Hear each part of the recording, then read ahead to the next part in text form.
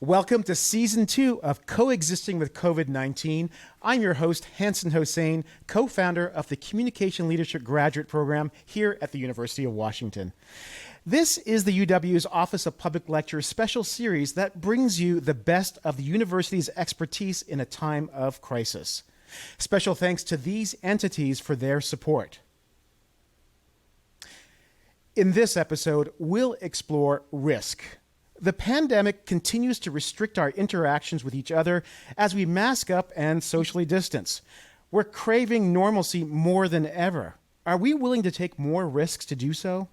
Fortunately for us, we've recruited 3 renowned experts to guide us in our decision-making. Nidhi Agrawal is the Michael G. Foster Professor of Marketing and International Business at the Foster School of Business. She specializes in consumer behavior and well-being.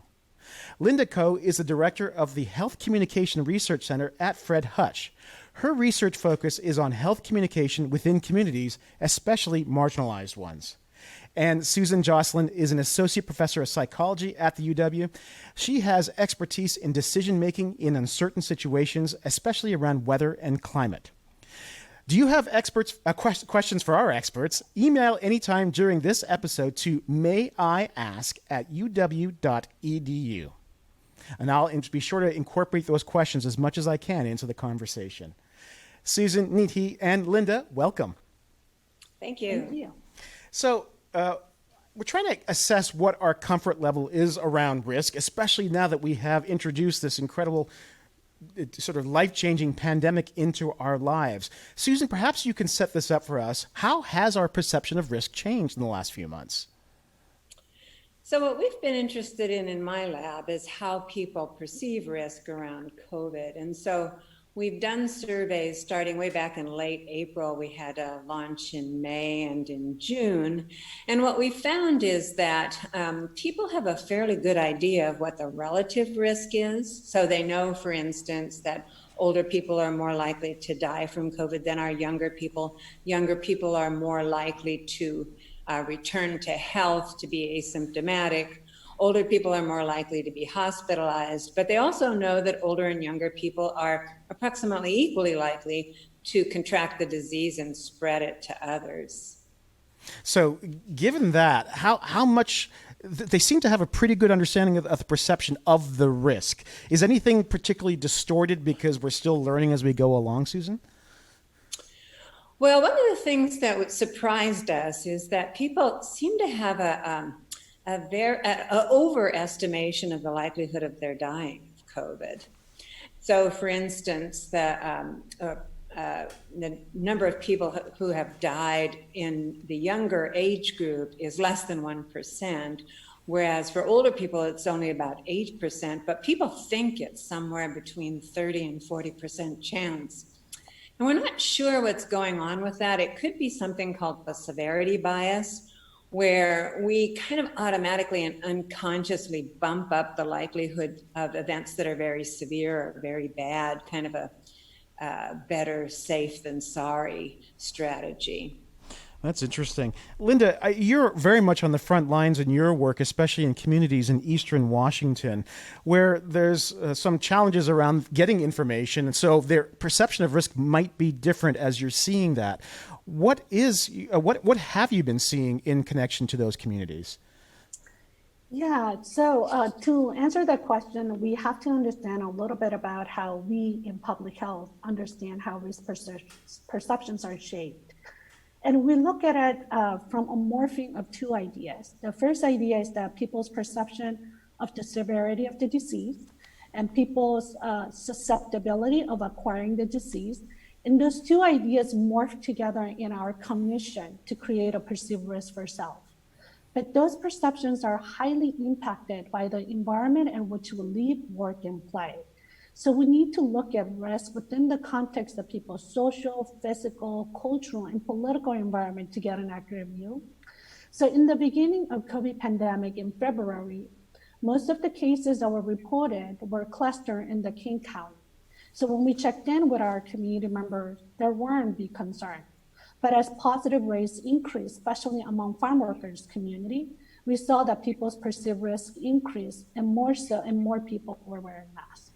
So, and given that you have had that interaction with farm workers and I believe food processing workers as well in Eastern Washington, which seems to be primarily Latinx in terms of that community, what have you seen? What's different about their perception of risk compared to, say, what might have been happening in King County?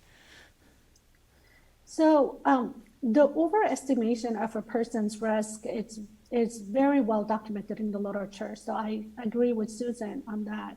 I think a lot of the things that was convoluting people's perception of risk in the Eastern Washington, especially with the Latinx community, is that there wasn't any transparent information that was being disseminated. So people were operating under a lot of assumption that there weren't a lot of spread going on in the Yakima community. So then there were all this information that was happening in their environment was shaping how they were perceiving their risk to be against COVID. That's interesting. Nidhi, you've been working for a long time in this idea of perception of risk, specifically around STDs, where you may actually have a really good understanding of what the risk is in that situation, which involves sexual interaction with other people, but you're still willing to take that risk. How does your work in STDs compare to what you might be thinking is happening with respect to the perception around the coronavirus? So I think there are some things that are quite common, like you pointed out, that at some level we think that our behaviors will determine the chance of STDs. So in similar ways, we can take good care to prevent COVID to some extent. In another similarity is that even with respect to STDs, people show this effect that we often believe that something is more likely to happen to others or to my peer than it is to happen to me. We find the same effect with COVID, where people are thinking that COVID is much more likely to happen to others or their peers or the average American than it is to me. Now, of course, COVID is a pandemic. We are hearing a lot more about COVID. We are much more, at least interacting or coming across the risk numbers for COVID. But yet, we still show this positivity bias, where I agree with what Linda and Susan said, that overall, people's risk perceptions are in general higher than the actual likelihood is. But within that, then we see that people also think that other people are a lot more vulnerable than they themselves are. That's interesting. You mentioned that positivity bias, which you've seen in your work. I'm surprised that there still is that positivity bias with COVID, given that unlike STDs, where you might think about it once in a while, we've been thinking about COVID every single day, given the lockdowns and having to use masks and everything else. How surprised are you that positivity bias is still there with COVID? So the positivity bias is a pretty pervasive bias in the health context. Even in other behaviors that we might, like in my work, we also find that the chances that I might do something unsavory after drinking, people think other people are much more likely to make a fool out of themselves after drinking than they themselves are. So it's quite pervasive. And so in some ways, I'm not surprised. But in other ways, it is actually a healthy thing to have, because its roots are in this idea that we often believe that we can do something to prevent it, which is why we think our chances are lower. Now, this has good implications and bad implications. And so we need to think about, like, both as consumers, as well as public policy makers, or as people who put out messages about health. How do we encourage people and leverage the self-positivity in a good way, rather than to make us careless? It's not going to happen to me, so I don't want to do anything. Well, I definitely want to come back to you on that positivity element, especially when it comes to communication. Susan, what strikes me about this particular situation with COVID is there's a lot of information out there. There is an element of disinformation out there. And this element of risk has been politicized along the way because of perhaps how we have not been able to settle upon a series of facts that make sense for everybody. What have you noticed in terms of what might be the politicization of risk in your work?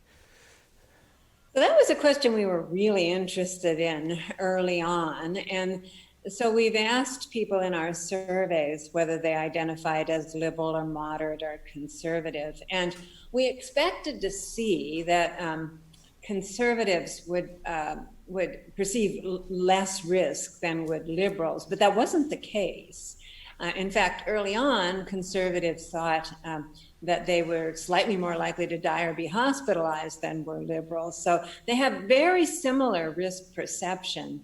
What was different between them is what they were willing to do about it. So liberals were much more willing to wear a mask indoors and outdoors, much less willing to engage in risky behaviors, much more willing to engage in risk reduction behaviors. And they had different attitudes toward what the government was doing about it, probably not surprisingly.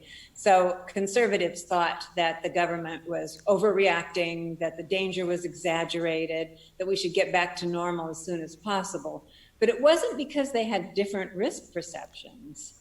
Their risk perceptions were very similar to those of liberals. That's really interesting. Linda, as I think about that, and I understand that risk perception is pretty similar among those particular groups, but the information may be skewed differently. My understanding is that as you have been working with some of the communities in Eastern Washington, you've had to deal with that either lack of information or misinformation about what the actual problem is, and therefore their perception around that has changed. How have you tried to manage that problem with the information? Yeah, so we try to go back to what is the principles of public health communication. And there are three simple principles. One is the information needs to be transparent. So meaning that we have to share what we know and we have to share what we don't know to the public. And when we share what we don't know or what is uncertain, it also needs to be clearly communicated. The second principle is that it needs to be reliable, meaning that it needs to be supported by scientific data. And the third principle is trust, meaning that it needs to come from trusted sources of information. So what we saw in the beginning of the pandemic is a lot of information that were coming from multiple places were very similar. So social distance, wear masks, they were very similar. What we found in our work, in the past work, is that when same information is given in the same way more than 4 times, then people lose interest. It just doesn't become an exciting or stimulating information.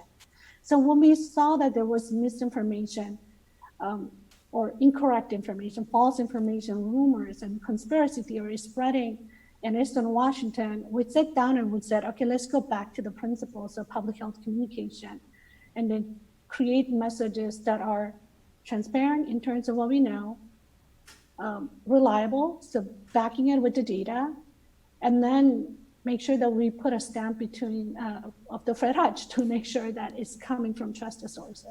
That's great. In fact, Linda's work, just for the purposes of our audience, that the idea of transparency and reliability and trust, they put together a lot of different campaigns to share within those communities, which you can actually look at later at bit.ly HCRC/COVID. So if you want to take a look at some of Linda's work and how they've been able to communicate with those communities, I think that's very helpful. And especially for me as somebody who has led a communication graduate program, to see some of those principles applied to a pandemic has been really useful. So Nidhi, this is all really compelling to me as we think about how do we actually talk to others about risk. And it sounds like you've done a lot of thinking about that. We've heard from Susan around the politicization. We've heard from Linda around disinformation. And obviously a lot of this is swirled around the use of masks and social distancing. What's your best advice in terms of how we actually communicate to others around risk and COVID? Yes, so we noticed that a lot of the messaging, at least on social media, tends to sometimes be around shaming people who are not doing the things that we think are the right things to do.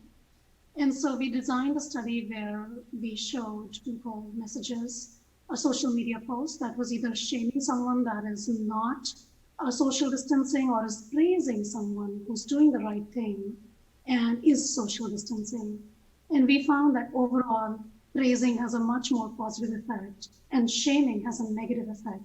People's risk perceptions go down, they find themselves less similar to the person being shamed, and they are much more they're less likely to be engaged with social distancing and with COVID. And this effect was much bigger for the people that are not social distancing. So conservatives were much more likely to be more defensive in the face of shaming posts. So if I could encourage everyone, I would say, please praise the good and try to refrain from shaming what you might think is not appropriate. That's really interesting. Susan, I have to follow up with you on what Nidhi was saying in terms of what you have seen as you've studied both conservatives and liberals. I mean, there's no doubt that the stereotype of a liberal is very much the nanny state. You eat your vegetables and make sure this is done. That's how we can have a cohesive whole for everyone. While conservatives saying, just don't tread on me, let me do my own thing. And as long as you don't get in my way, I'm not going to get in your way. So this idea of being more positive in our communication, and I know you've studied behavioral change around climate change. Will that apply as well for COVID, do you think? Do you think people might change their behavior if we change our communication style? Yeah, so in our work with climate and weather, what we find is that it's better to tell people the truth, even if it's a little bit complicated, even if, as Linda says, it has some uncertainty involved in it. That people can understand that information as long as you express it in a way that is compatible with how they process information and what they already know. And we find that if you give people a range of outcomes. So weather forecasters and emergency managers often want to emphasize the worst case scenario. And what we find is if the worst case scenario is emphasized and often doesn't verify, then the receiver of that information tends to think of themselves as having experienced a false alarm. And so it's better to give people both the best case and the worst case scenario and what's most likely to happen. And if you give them that full range of outcomes, they can make better decisions and they'll end up trusting you in the long run. I find that really powerful. And I want to come to you, Linda, on this a bit as well, because you did reference that element around transparency. There is a sense sometimes that we shouldn't trust the public either with bad news or really specific information because they're not going to know how to act on it. And so you either hold back or we gloss over it. In terms of the work that you did with your Latinx communities, it seems to me that you really gave them all the facts and you gave them the science and you expected them to act on it.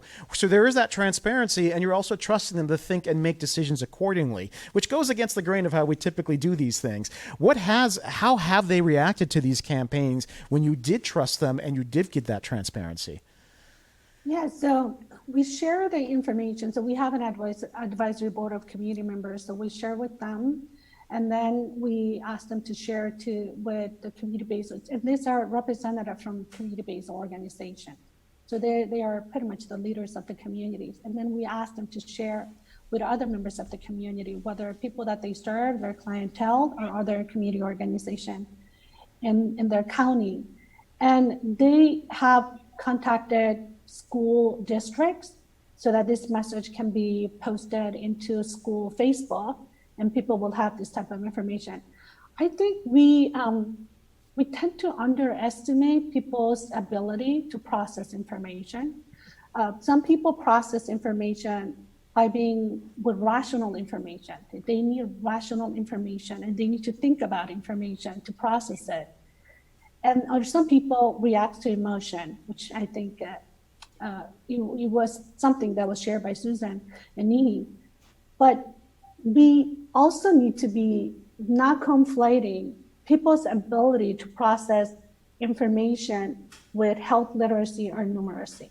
So our goal as a public health researcher is always to make sure that we're putting our information in a way that people will be able to process it, but not remove things that are so essential, and trust and understand that people will be able to process information that we put forward that is within the level of health literacy and numeracy. That's great. And it strikes me that if we are transparent and you do give them more information, things might be less politicized because they feel like, okay, you've done your best and now they're going to make the decision based on that. So I think that could actually help reduce some of that.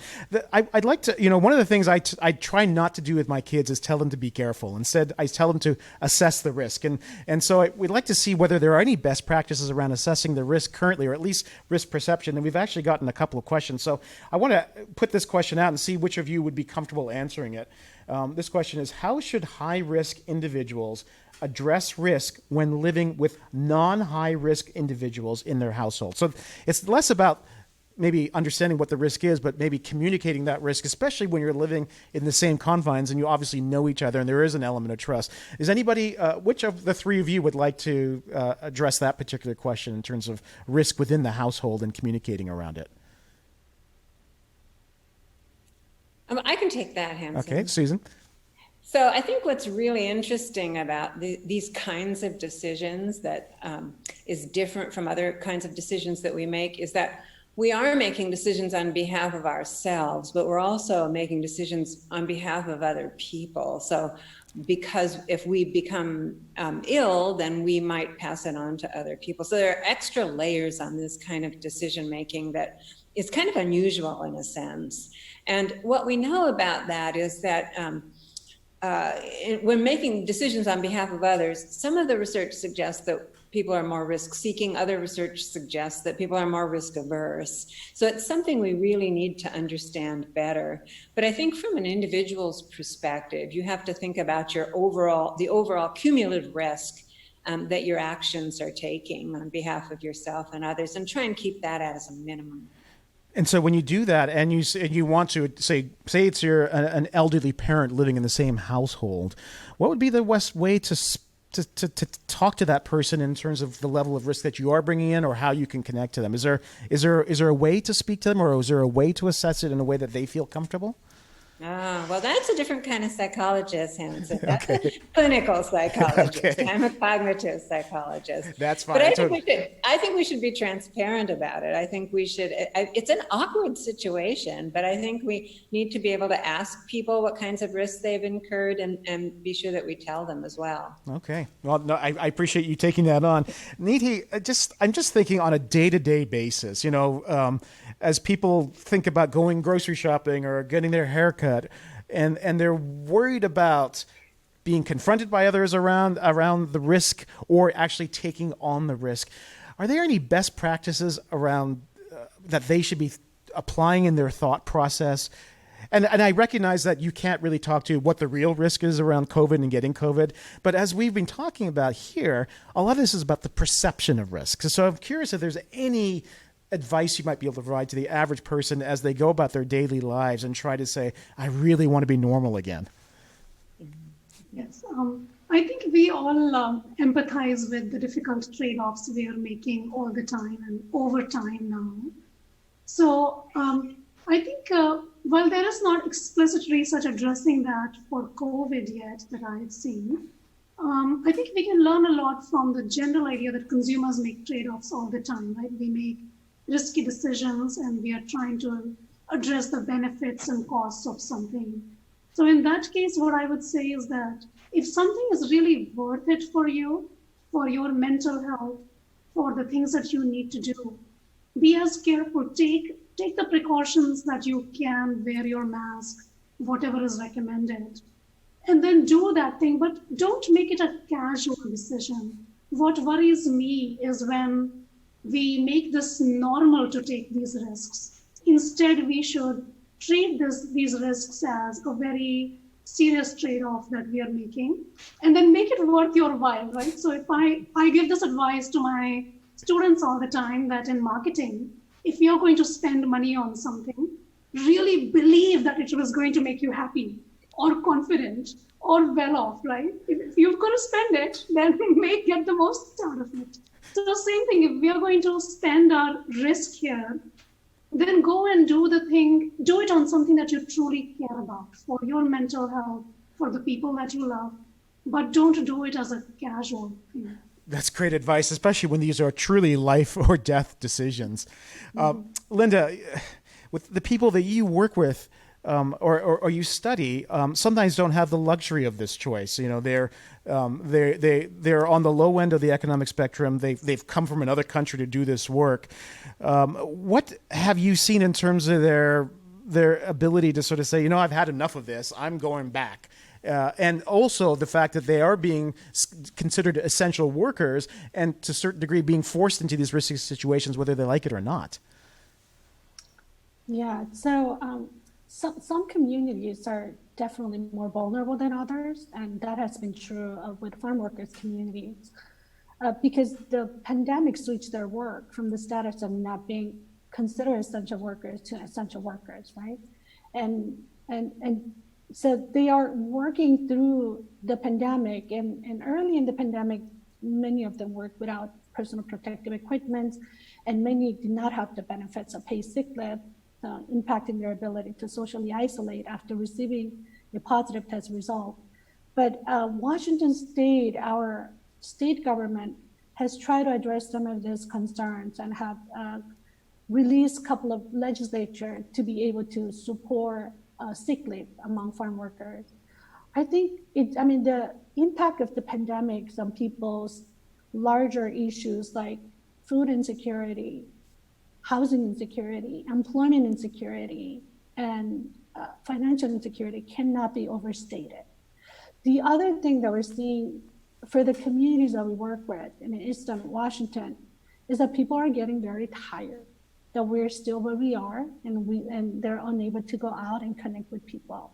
And I don't mean to reduce their larger issues, but they're getting very tired of where we are.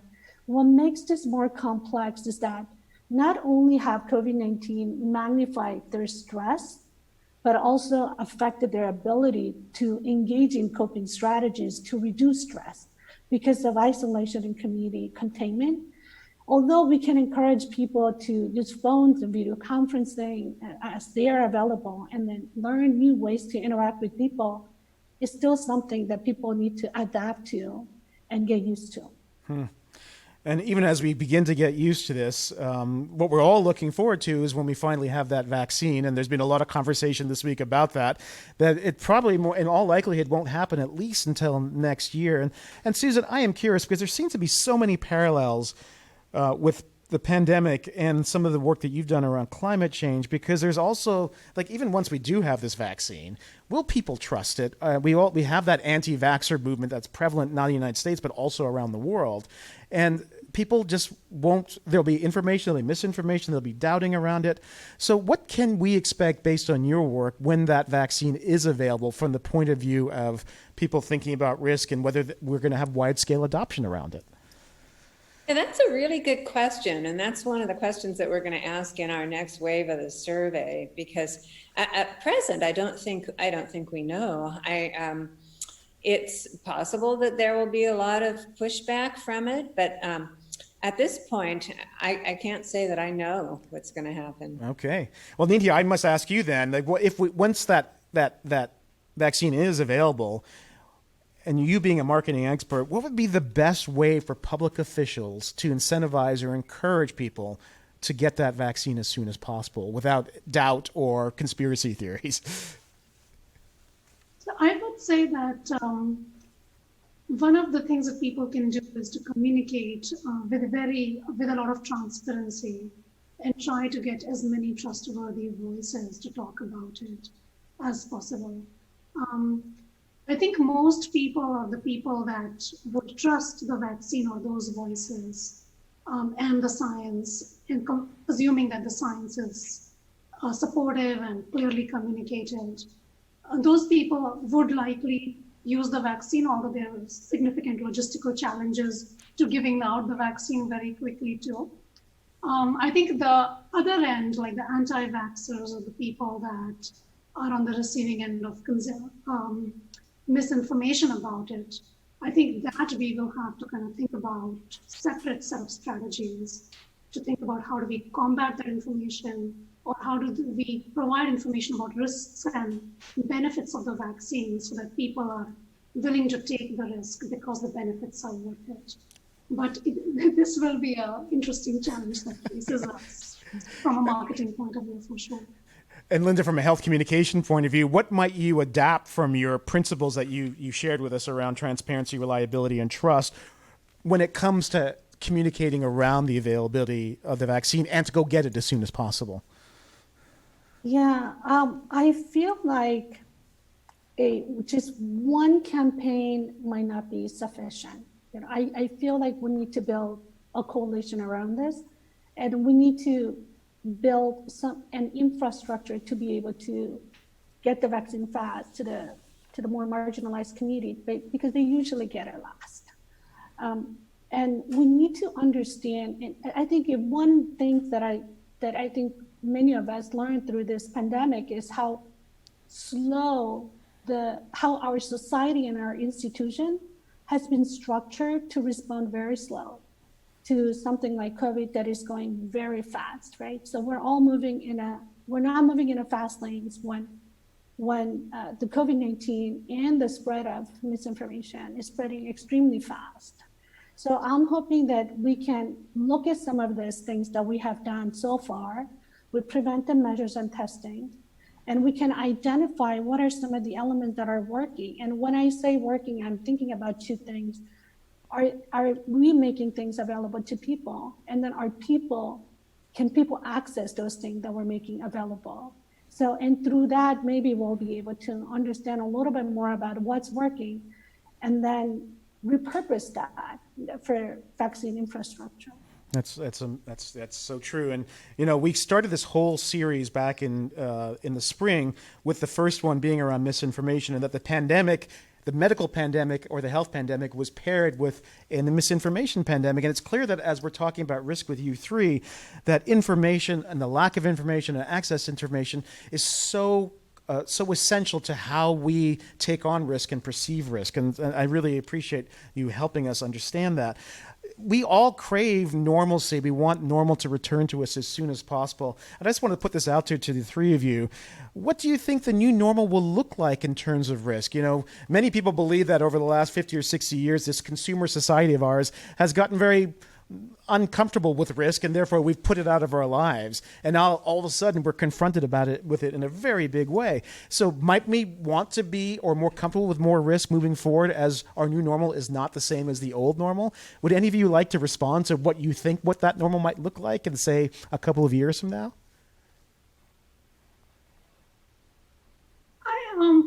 Don't have much research on this yet, but I think the question on this is very interesting. Because as you look at the variety of responses that people have, we all are craving this old normal, right? Like we are watching shows from the feeling of nostalgia. We're trying to recreate things. We want to go back and do the things we used to do. But on the other hand, when I think about like flying or going on a cruise or even traveling, will I think about travel differently, and how will the systems change?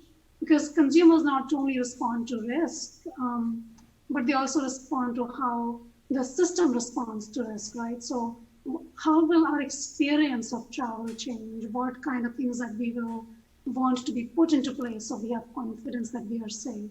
That's interesting. And Susan, just listening to Nidhi and talking about how our experiences and how the things that we do will change based on our perception of risk in the coming months and years. I'm curious how that might inform your research. You have obviously moved very quickly to do research around the pandemic. As we emerge out of it in the next couple of years, what will you be looking for from a risk point of view?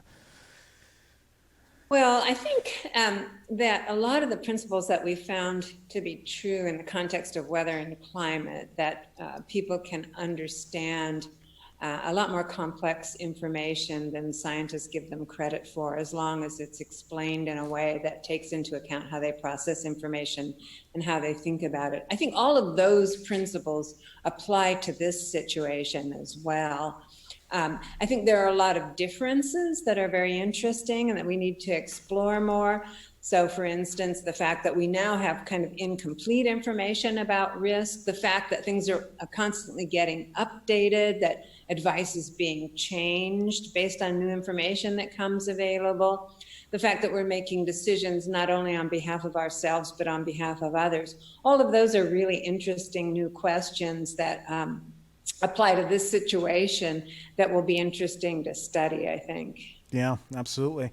Linda, I'd like to close with you perhaps then, as we think about this new normal and the communities you work with.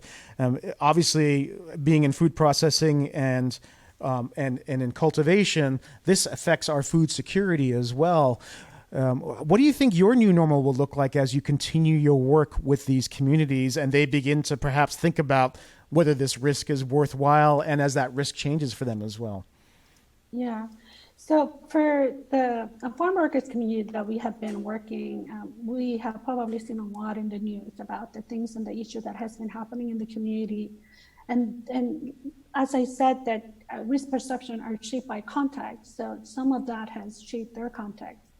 I think what will be critical for these marginalized communities is having the support of community organizations. Because the community organizations are dedicated to serve them with whether through food banks or through different programs, providing them.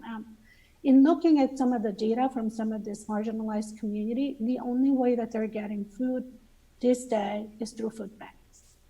And then there is a lot of demand compared to supplies. So in looking at this, I think for our new area of research will be to how can we support this community organization so they can get back on their feet, because some of them had to close because it was mainly run by volunteers, and volunteers are socially distancing. How can we help them to get back their feet and then support them so they can serve the communities within their neighborhood? I think it's very easy for us who have a lot of privilege, right? We benefit from that. But for the communities that are in the front line, this is like a life or death survival type of situation. But as with everything new, we're learning about this disease, and we're learning what kind of programs and strategies would help them in many areas that are affected by this disease. We also think that we need to raise the next generation of public health and scientists who become experts in the COVID-19 pandemic, because this is something new for many of us. And we started doing that with our trainees. And as these trainees become experts, they will be able to contribute to the scientific knowledge and build a knowledge base, build skills, and hopefully they will respond much better and quicker to the new emerging health issues around COVID. I think that's a wonderful call to action to close on. And it really is a reflection that this pandemic is putting a stress and on all of us and all of our existing institutions, and it's calling for a reinvention and a creation of a new social infrastructure. So I love how you've identified not only do we need new organizations to support these communities, but we need a new set of researchers and healthcare people to help us think about what that future looks like. So I'm really grateful to you, Linda, Nidhi, and Susan for sharing your incredible perspectives on how we assess risks and make decisions moving forward in this incredible time. You've really helped shape our perception of risk in this ongoing crisis. So thank you very much for that. And I hope you join us again next week for our third episode in season 2, which is on September 24th on Thursday, which is called Stand Up and Be Counted, where we look very specifically at the election and the census and how COVID-19 is affecting that. So register and tune in for those conversations with UW experts on that particular topic. You can go to washington.edu lectures to register. You can learn more about the series at washington.edu/lectures, and the entire season 1 and season 2, including this episode, you can send your friends to at bit.ly Coexist Archive. It's been really great to have this conversation with these incredible experts. I hope you join us again soon. Thanks very much. I'm Hanson Hossein.